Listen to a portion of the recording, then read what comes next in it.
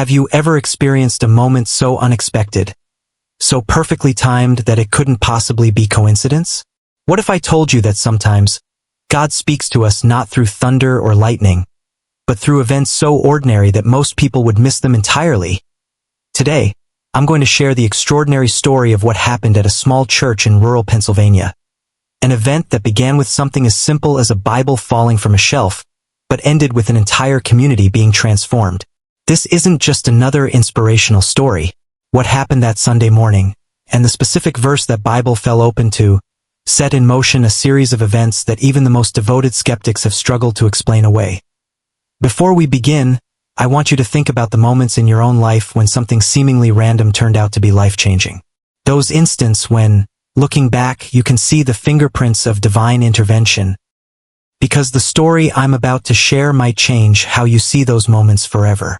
It might even change how you read your own Bible tomorrow. Pastor James Miller had been serving Greenfield Community Church for 17 years. 17 years of Sunday sermons, hospital visits, and community outreach. 17 years of wondering if his messages were making any difference at all. Until that seemingly ordinary Sunday in October, when everything changed. Are you ready to discover how a single verse, revealed in the most unexpected way, transformed not just one man's faith, but an entire community's understanding of God's presence in their lives? Let's begin. Greenfield Community Church sits on a small hill overlooking the town it was named after. Built in 1887, its white steeple has been a landmark for generations. Inside, the wooden pews bear the smooth patina that comes only from decades of faithful attendance. Pastor James Miller arrived early that Sunday, as he always did. At 58, with graying hair and kind eyes, he'd been serving this congregation through births and deaths, marriages and divorces, celebrations and tragedies. I was exhausted that morning, Pastor Miller admits. Our church had been struggling financially. Attendance was down. The previous night, I'd stayed up until 2 a.m. rewriting my sermon because nothing I'd prepared felt right. But what troubled him most wasn't the church's financial challenges or dwindling attendance. It was a growing sense that his ministry had lost its purpose, that he was going through the motions without making a real difference. As he entered the sanctuary at 7:15 a.m., nearly 3 hours before the service, Pastor Miller did what he always did. He walked to the altar, knelt, and prayed for guidance.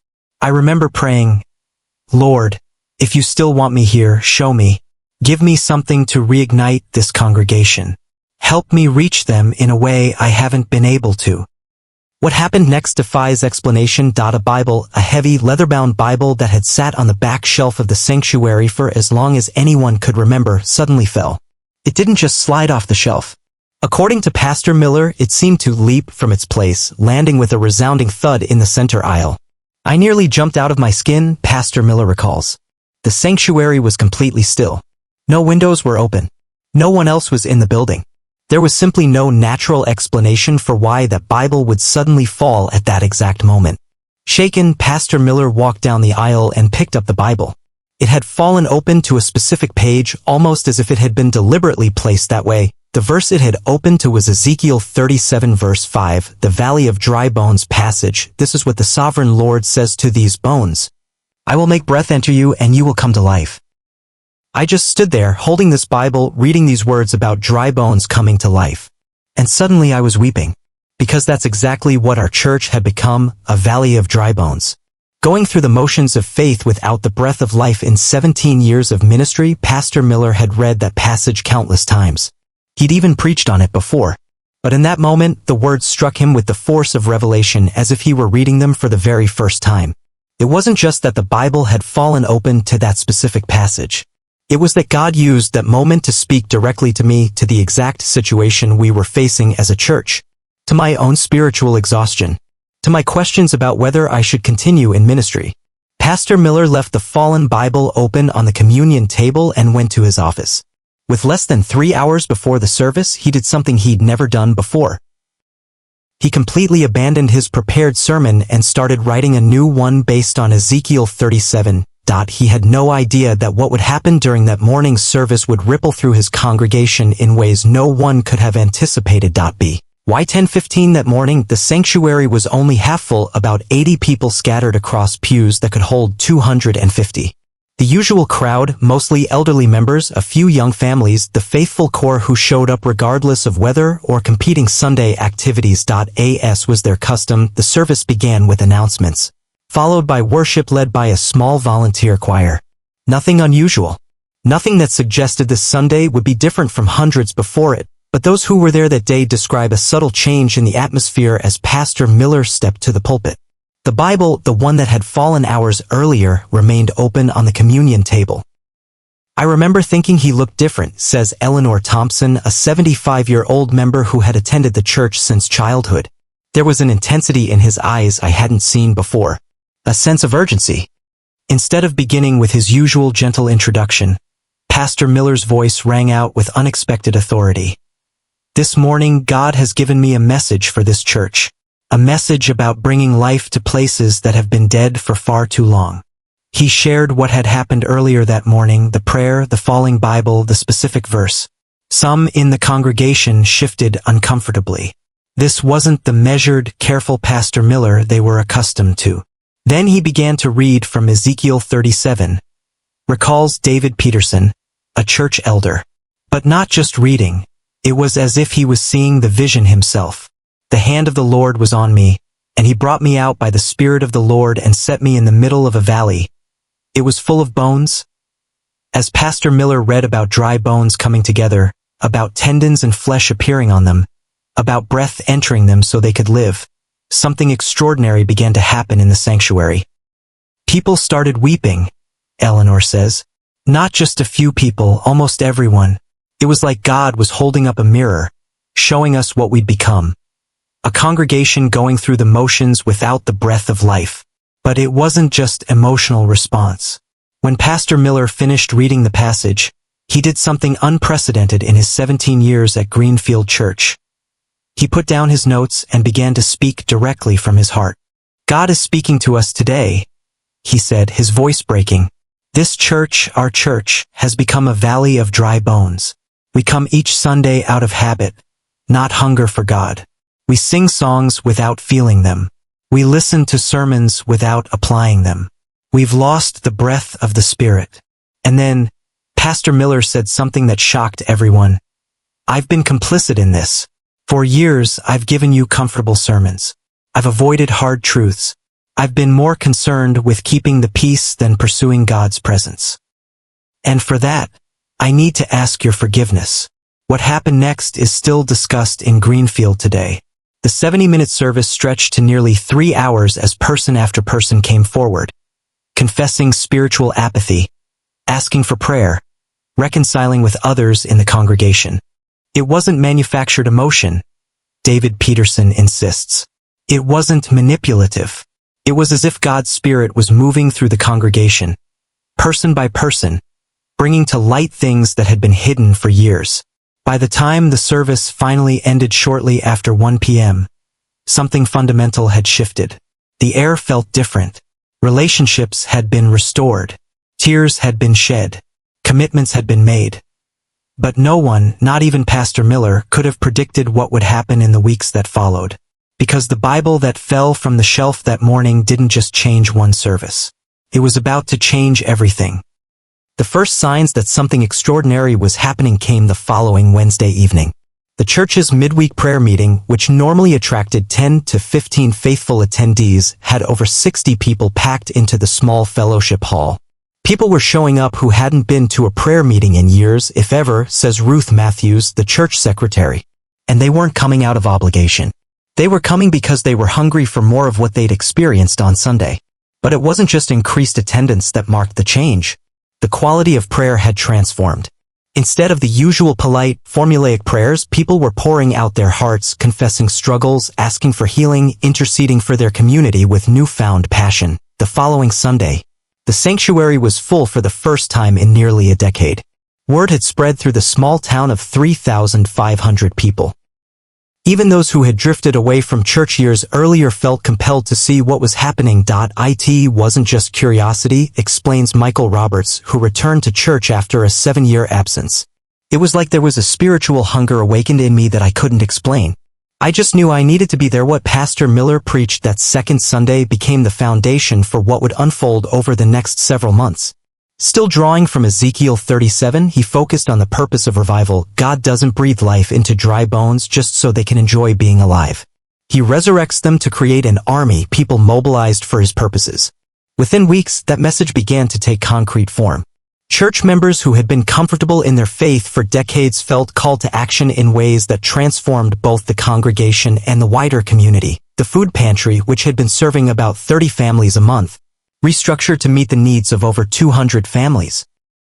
The youth group, which had dwindled to just 8 teenagers, suddenly had 45 regular attendees, many from homes with no church background. A construction team formed to repair homes for elderly and disabled residents.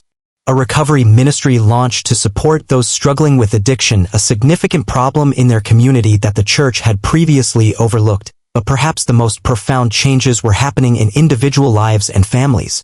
Tom and Sarah Jensen had been on the verge of divorce after 19 years of marriage.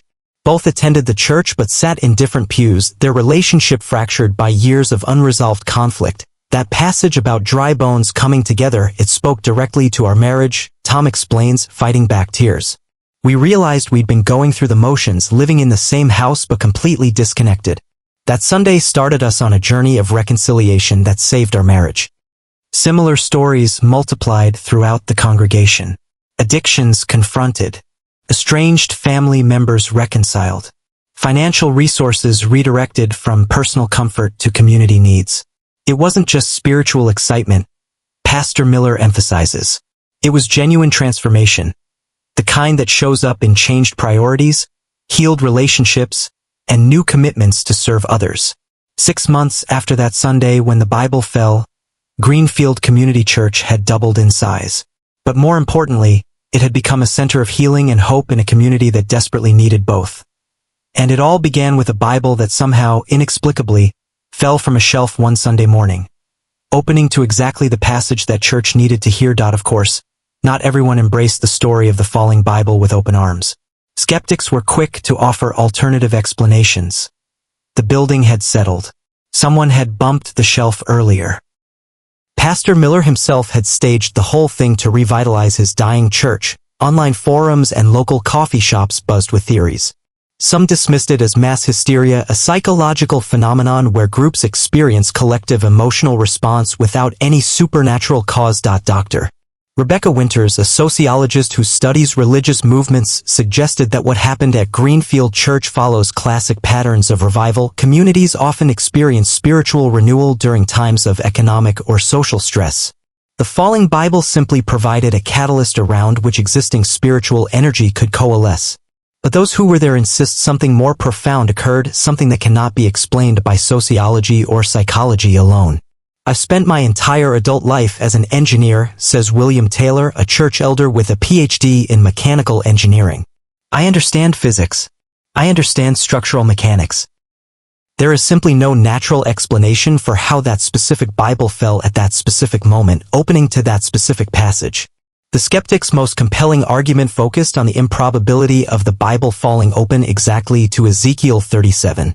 Surely, they argued, Pastor Miller had seen the passage and crafted his story around it afterward, but this theory falls apart under scrutiny. Multiple people entered the sanctuary immediately after Pastor Miller reported the incident before the service began and saw the Bible lying open to the passage about dry bones. The church treasurer, who arrived at 7:30 a.m. to count the previous week's offering, confirms the Bible was already open to that exact page. Perhaps most convincingly, the Bible itself tells a story. This wasn't just any Bible, it was a historic pulpit Bible that had belonged to the church's founding pastor in 1887. Examination showed it had been opened to the Ezekiel passage so many times over generations that the binding naturally fell open there. What's remarkable isn't just that the Bible fell, Pastor Miller explains. It's that it fell open to a passage that had clearly been meaningful to previous generations of pastors in our church. As if God was saying, the message that sustained this congregation in the past is the message you need again today. In the end, the debate about what exactly happened that Sunday morning matters less than what happened afterward. The transformed lives, the renewed congregation, The community impact that continues to this day. As William Taylor puts it, you can debate the physics of how the Bible fell all you want, but you can't argue with what's happened in our church since that day. Something dead has come alive, and no scientific explanation can account for that. 2 years have passed since that Sunday morning when a Bible fell from the shelf at Greenfield Community Church. The initial wave of emotion has long since settled into sustainable transformation. Today, the church that once struggled to fill a third of its sanctuary holds 3 Sunday services to accommodate the 700-plus people who attend each week. The food pantry has evolved into a comprehensive community resource center. The recovery ministry has helped dozens find freedom from addiction, but perhaps the most enduring legacy isn't in the programs or attendance numbers. It's in how the congregation now approaches Scripture itself. Before that Sunday, most of us read the Bible out of duty, explains Eleanor Thompson. Now we read it with expectation, believing that God can speak to our exact situation through passages written thousands of years ago. The Bible that fell that morning now sits in a simple glass case near the entrance to the sanctuary. Not as a religious relic, but as a reminder that God still speaks, often in the most unexpected ways. And this brings us back to you watching this video right now. Perhaps your faith has become routine. Perhaps your church feels like a valley of dry bones. Perhaps you've been reading Scripture for years without really hearing God speak through it. If so, the story of what happened at Greenfield Community Church carries a profound invitation. God is still in the business of bringing life to dead places. Still capable of speaking through ancient words. Still able to transform not just individuals, but entire communities. As Pastor Miller now tells his congregation each Sunday, don't just read the Bible, let the Bible read you. Approach it not as a historical document or a collection of inspirational quotes, but as the living word of a God who knows exactly what you're facing today. The Bible that fell from the shelf that Sunday opened to words that had been written thousands of years earlier. I will make breath enter you, and you will come to life. Those words transformed a church that had forgotten its purpose. What might they do in your life if you approach Scripture not just as something to be studied, but as something to be experienced? Not just as words on a page, but as a living message from a God who still speaks today. The choice is yours, but remember, sometimes the most profound spiritual awakenings begin with the simplest moments. A Bible falling from a shelf, a verse catching your attention, a whisper in your spirit that says, "This is for you, right now. Will you listen?" Thank you for joining me for this extraordinary story. If it touched your heart, please share it with someone who needs to be reminded that God still speaks through His Word today, often in the most unexpected ways.